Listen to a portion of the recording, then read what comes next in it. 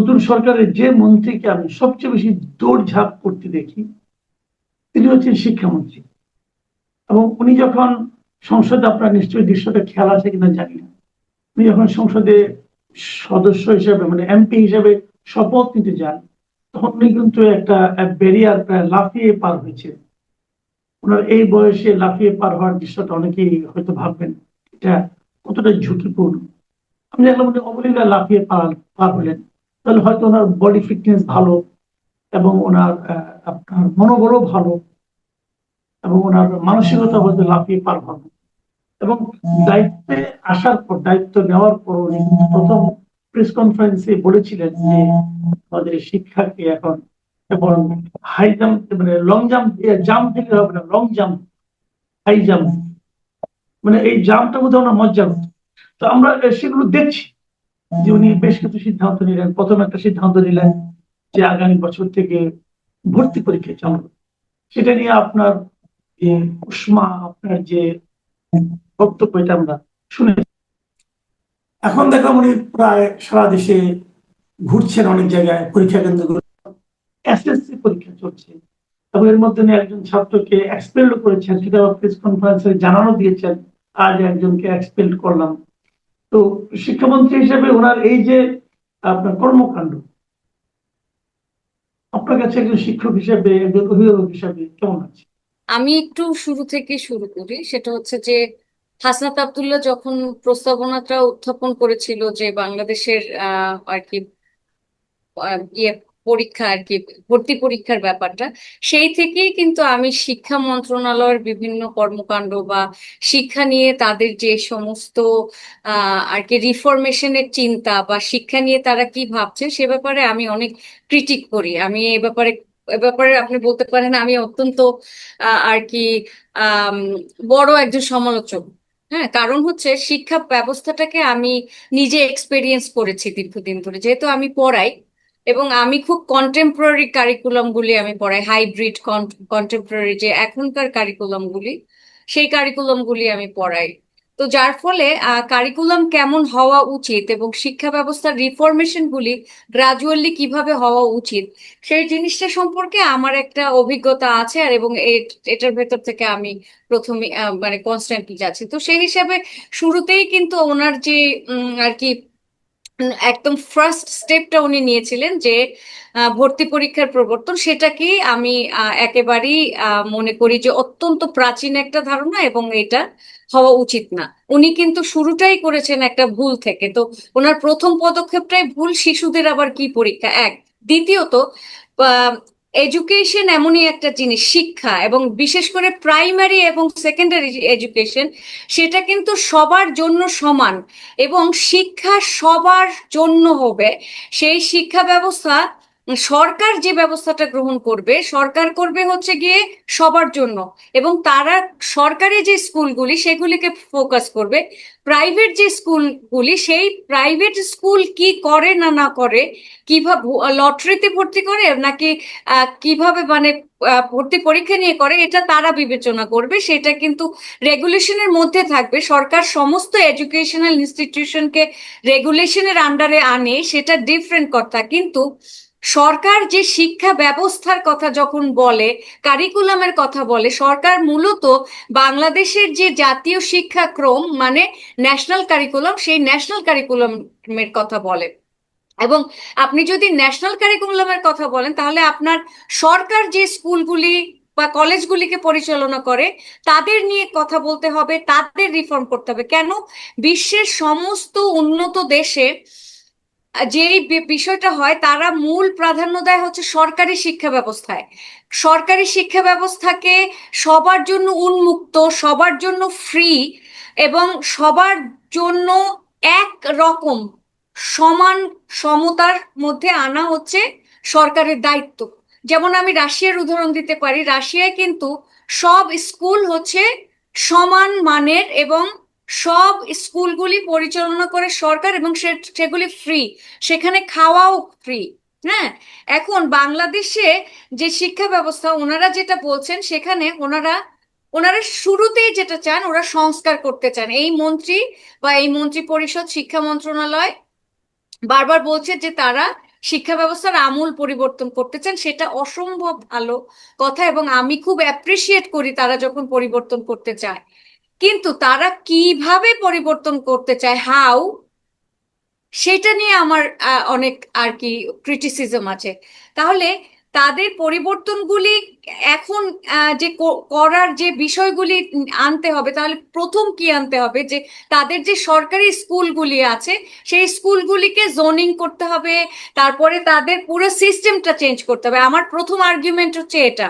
আমি যদি বলি আমি শিক্ষামন্ত্রী, আমি যদি বলি যে আমি শিক্ষা ব্যবস্থাকে কন্টেম্পোরারি করব, যুগোপযোগী করব, এমন ভাবে করব যাতে স্কিল তৈরি হয়, দক্ষতা তৈরি হয়, এবং শিক্ষা ব্যবস্থাকে এমন করতে হবে যেটা এই যে ফোর্থ ইন্ডাস্ট্রিয়াল রেভলিউশন, এখনকার সময়ের যে চ্যালেঞ্জগুলি, যে মানুষ যে জব হারাচ্ছে এবং এআই এর যুগে মানুষ বিপুল পরিমাণে জব হারাবে, বিশেষ করে যে জবগুলি আপনার মেশিন রিপ্লেস করতে পারে, যেমন ধরেন লেবার জব, পরিষ্কার পরিচ্ছন্নতা, বিভিন্ন যে লেবাররা আছে, লেবারদের জবগুলি আপনার মেশিন রিপ্লেস করে নিবে। এখন এই লেবারদের কি হবে, তারা কোথায় জব পাবে? তাহলে ভবিষ্যতের যে ফিউচার এডুকেশনটা হবে হচ্ছে স্কিল বেসড, এবং সেটা সম্পূর্ণ রিফরমেশন আসতে হবে।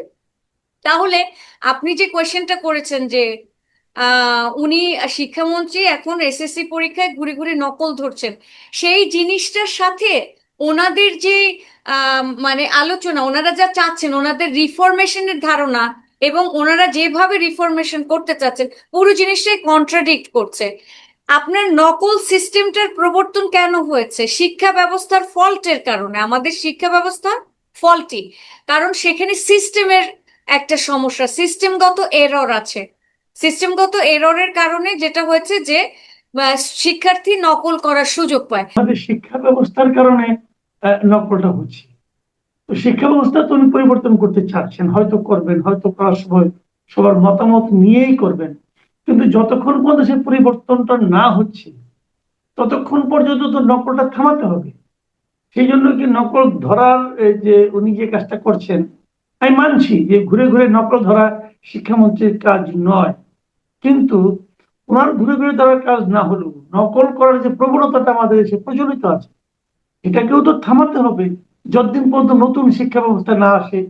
একদম খুবই যুক্তিযুক্ত আপনি যেটা বলেছেন, অবশ্যই মানে শুনলে মনে হয় অসম্ভব যুক্তিযুক্ত, কিন্তু ব্যাপারটার কিন্তু আলোচনার অনেক বিষয় আছে। সেটা হচ্ছে কি, দেখেন, আপনি চাচ্ছেন কি এটা কিন্তু বুঝতে হবে। আপনি চাচ্ছেন শিক্ষা ব্যবস্থার উন্নয়ন করা, এমন একটা প্রজন্ম তৈরি করা যারা কিনা এই সময়ে টিকে থাকতে পারে। আমরা হাইপার ক্যাপিটালিজমের মধ্যে বসবাস করি। আমাদের কিন্তু এখন বসে বসে সারাদিন পেপার পড়ে টাইম পাস করার লাইফ নাই, কেউ খাওয়াবে না। তাহলে সবাইকে কাজ করতে হবে, সবাই কাজ করতে হলে কর্মমুখী শিক্ষা ব্যবস্থা করতে হবে। তাহলে নকল ধরছে, আমি বলছি না যে নকল ধরা খারাপ, এখানে আমার আর্গুমেন্ট ভিন্ন, আমি ওটা একটু আগে বলে নেই, তারপরে আমি ওখানে আসছি। এখন শিক্ষা ব্যবস্থা সে পরিবর্তন করবে, তার পরিবর্তন করতে হবে, এছাড়া তার কাছে কোনো অল্টারনেটিভ নাই।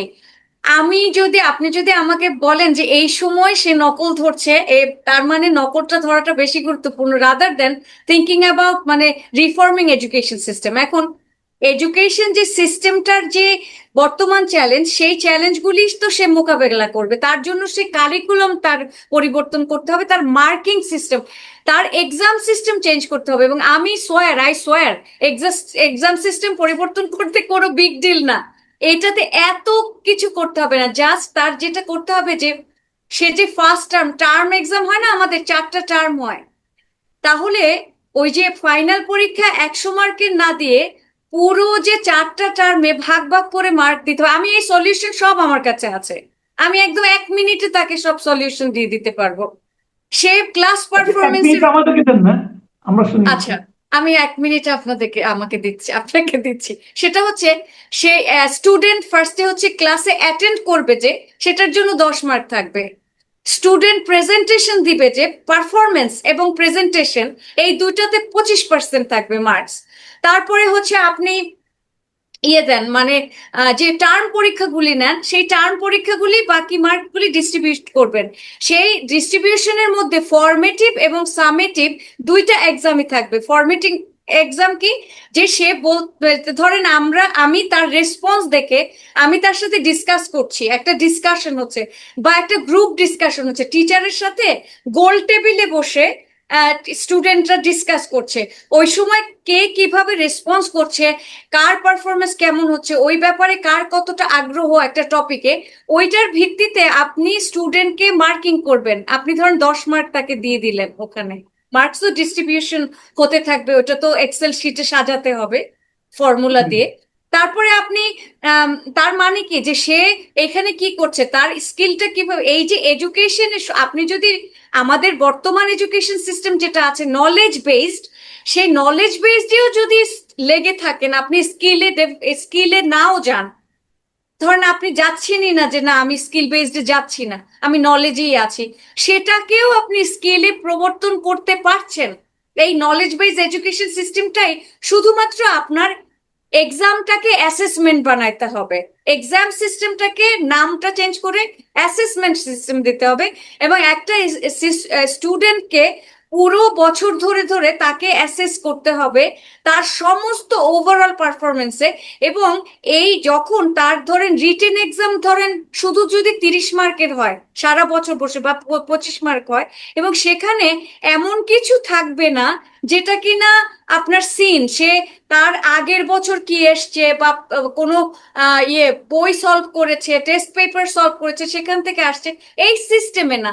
তাকে আপনি কেস স্টাডি দিতে পারেন। আমি একটু বড় ক্লাসের কথা বলছি, এসএসসির কথা যখন যেহেতু আমি বলছি, সেহেতু কিন্তু আমি এসএসসির ওই এইজ গ্রুপকে কেন্দ্র করে কথাগুলি বলছি। তাহলে একে যদি আপনি একটা কেস স্টাডি সলভ করতে দেন, সেই কেস স্টাডিতে কিন্তু তার নকল করার কিছু নাই, বরঞ্চ তার যে মেধা, সেই মেধা বিকাশ করবে, তাহলে সেও একদিন মাসুদ কামাল হতে পারবে, বসে বসে এরকম আর কি ইন্টেলেকচুয়াল কনভারসেশন করতে পারবে।